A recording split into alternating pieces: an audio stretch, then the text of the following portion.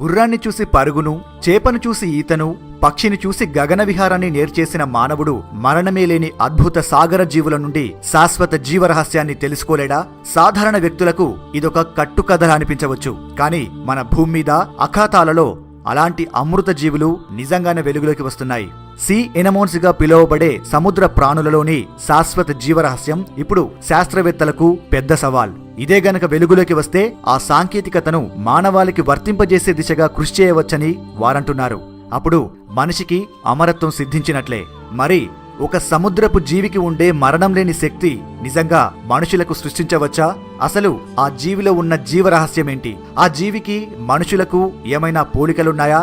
ఆ సముద్ర జీవి ఏంటి? దాని జీవన గమనమేంటో ఇప్పుడు తెలుసుకుందాం.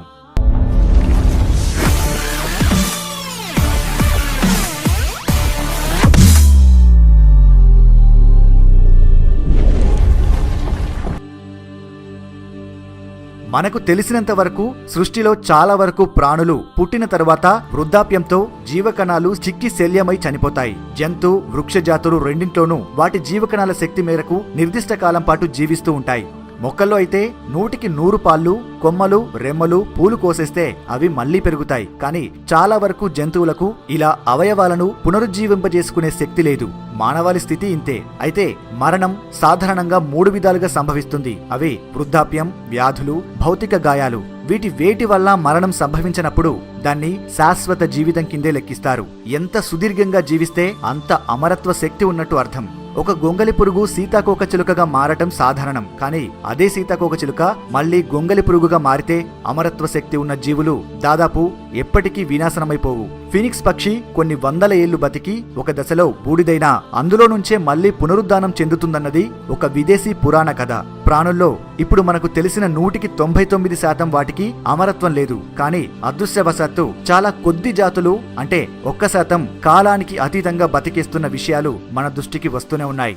అద్భుత సాగర జీవులైన జెల్లీఫిష్, ఇదే చేప జాతికి చెందిన హైడ్రాలలో అసాధారణ శాశ్వత పునరుజ్జీవన శక్తి ఉన్నట్లు ఇటీవలి కాలంలో వెల్లడైంది. అయితే వీటిలోని శరీర సాంకేతికతలను మనిషికి వర్తింపజేసుకోలేం. ఎందుకంటే మానవ శరీర ప్రక్రియకు వాటి దేహ నిర్మాణానికి మధ్య చాలా వ్యత్యాసం ఉంది.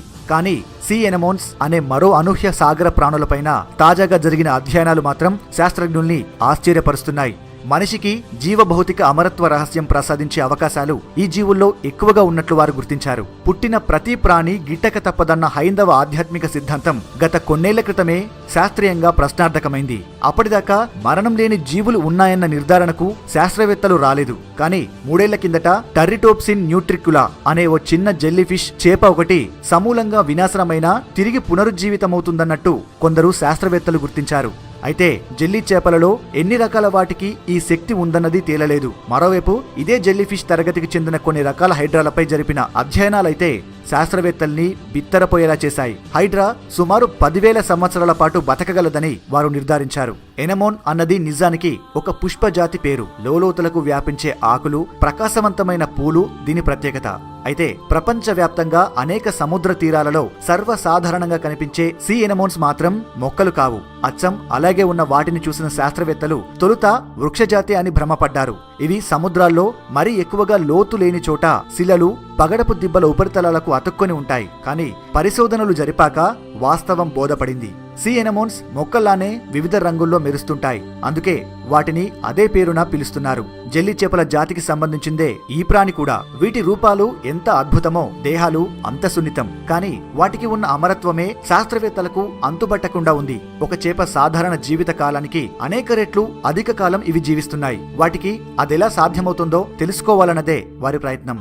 ఈ సముద్ర ప్రాణులను గురించి 19వ శతాబ్దంలో బ్రిటన్ కు చెందిన ఫిలిప్ హెన్రీ గోసే తన పుస్తకం ఏ ఇయర్ ఎట్ ది షోర్ లో చక్కగా వర్ణించారు. అది చదివిన అప్పటి పాఠకులు సముద్ర తీరాల నుంచి వాటిని సేకరించి తమ ఇళ్లలోని ఎక్వేరియంలలో భద్రపరుచుకునేవారని తెలుస్తోంది. ఇప్పటికీ బ్రిటన్ లోని సాగర తీరంలో చాలా మందికి బీడ్లెట్ ఎనమోన్ల గురించి బాగా తెలుసు. మొత్తం మీద సీ ఎనమోన్స్ లో సుమారు 1000 జాతులు ఉన్నట్టు చెబుతున్నారు. కొద్ది సెంటీమీటర్ల నుంచి 1 మీటరు పరిమాణం దాకా ఇవి పెరుగుతాయి. ప్రపంచంలోని అతి శీతలం నుంచి అత్యుష్ణం దాకా అన్ని రకాల అఖాత జలాలలోనూ ఇవి నివసిస్తున్నట్టు శాస్త్రవేత్తలు గుర్తించారు. అయితే ఇటీవలి కాలంలో సీ ఎనమోన్స్ ఎనమోన్స్ పై జరిగిన పరిశోధనల్లో అత్యంత ఆసక్తికరమైన విషయాలు వెల్లడయ్యాయి. ఈ ప్రాణుల శరీర వ్యవస్థలు చాలా వరకు మనిషి దేహ నిర్మాణాన్ని పోలి ఉన్నాయి. నీటి ప్రవాహం తక్కువగా ఉన్నప్పుడు ఇవి శిలల ఉపరితలాలకు ఒక పదార్థపు బొట్ల మాదిరిగా మారిపోయి అతుక్కుపోతాయి. నీటి ప్రవాహం ఉధృతమైనప్పుడు వాటి టెంటాకిల్స్ విచ్చుకుంటాయి. అవే చురకత్తుల్లా చిన్న చేపలను వేటాడుతుంటాయి. సీ ఎనమోన్స్ టెంటాకిల్స్ తో విషాన్ని చిన్న చిన్న చేపల్లోకి ఇంజెక్ట్ చేస్తాయి. అలా అవి వాటికి ఆహారం అవుతాయి. సీ ఎనమోన్స్ కు నోరుంటుంది, కానీ పాయు వేరేలా ఉండదు. అంటే ఆహారం లోనికి వెళ్లడానికి, వ్యర్థ పదార్థం బయటకు రావడానికి ఒకటే మార్గం అన్నమాట. మానవుల మాదిరిగానే సీ ఎనమోన్స్ కు నాడీ వ్యవస్థ ఉంది. కాకపోతే అది మన దేహంలో మాదిరిగా వ్యవస్థీకృతమై లేదు. కానీ దాని నాడీ వ్యవస్థకు న్యూరాన్లతో కూడిన ఒక యంత్రాంగం ఉంటుంది. అది అప్పటికప్పుడు స్పందిస్తూ ఆహారాన్వేషణకు కావలసిన మేర ఉద్దీపన శక్తినిస్తుంది. అంతేకాదు వాటికి తాము తిన్న ఆహారాన్ని జీర్ణం చేసుకోవడానికి ఒక పేగు కూడా ఉంది. చాలా ఆసక్తికరమైన విషయం ఏంటంటే సీ ఎనమోన్స్ కు అసలు వృద్ధాప్యం అంటే ఏంటో తెలియదు. ఎప్పుడు చూసినా అవి అలా వయసు మీదే ఉంటాయి. అనుకూలమైన వాతావరణం కొనసాగినంత కాలం వీటి జీవితాలకు తిరుగుండదు. అంటే శాశ్వత జీవితం అన్నమాట. మరీ భరించరని ప్రతికూల పరిస్థితులు ఎదురైతే తప్ప శరీరాన్ని పూర్తిగా చాలించవు. దీన్ని బట్టి వాటికి మరణం లేనే లేదు కదా అని అనుకోవడానికి వీల్లేదు. ఎందుకంటే నిరంతరాయంగా నిరాటంకంగా జీవించే శక్తి జీవ అమరత్వం కిందే లెక్క. సీ ఎనమోన్స్ జీవితకాలం అసాధారణం. ఒక అంచనా ప్రకారం కనీసం 100 సంవత్సరాలు జీవిస్తున్నట్టు తేలింది. ఇవి ఎప్పటికీ అలా జీవిస్తూనే ఉంటాయి. మరీ వృద్ధాప్యంలోకి కాకుండా కొంచెం పెద్దవవుతాయి అంతే అని అమెరికాలోని బెర్కిలీ నగరానికి చెందిన యూనివర్సిటీ ఆఫ్ కాలిఫోర్నియాలోని జెనెటిక్స్ ప్రొఫెసర్ డేన్ రక్సర్ అన్నారు. వయసుడిగినట్లు సీ ఎనమోన్స్ అస్సలు కనిపించవు. ఒకవేళ ఒక రోజు మనం ఒక సీ ఎనమోన్ ని చూసి తిరిగి ఓ వారం తర్వాత చూసినా అదేలాంటి నిర్మాణం కనిపిస్తుంది. కాకపోతే అనేక కణాలు స్థానభ్రంశం చెందినట్లు కనిపిస్తాయి. అది ఎలా జరిగిందన్నది మాత్రం మనకు బోధపడదు అని ఆయన అన్నారు. సీ ఎనమోన్స్ టెంటాకిల్స్ ను ఒకవేళ మనం కోసేస్తే చాలా చిత్రంగా అక్కడ మళ్లీ కొత్తవి పెరుగుతాయి. ఆఖరకు వాటి నోళ్లను కత్తిరించినా సరే కొత్త ముఖాలను పునరుజ్జీవింప చేసుకుంటాయి. వాటికి విష ప్రయోగమో లేదా ఏ జంతువైనా తినేయడమో జరిగేదాకా అవి సుదీర్ఘ జీవితం గడుపుతూనే ఉంటాయి.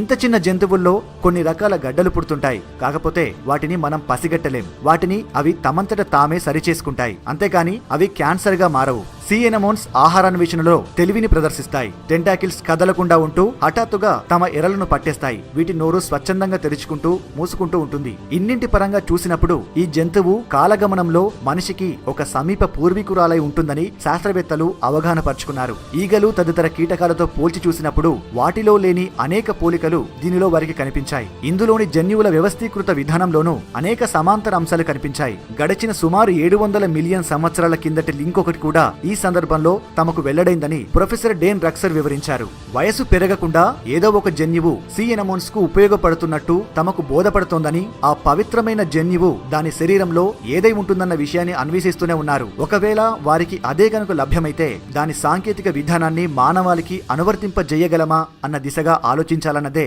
వారి తపన. అమరత్వం విషయంలోనూ ఒక సాగర ప్రాణికి మానవునికి మధ్య ఉన్న తేడాలను పరిగణలోకి తీసుకోవాల్సి ఉంటుంది. జీవితాల్ని ఎంత దాకా విస్తరించగలమా అన్నది కీలకమైన ప్రశ్న.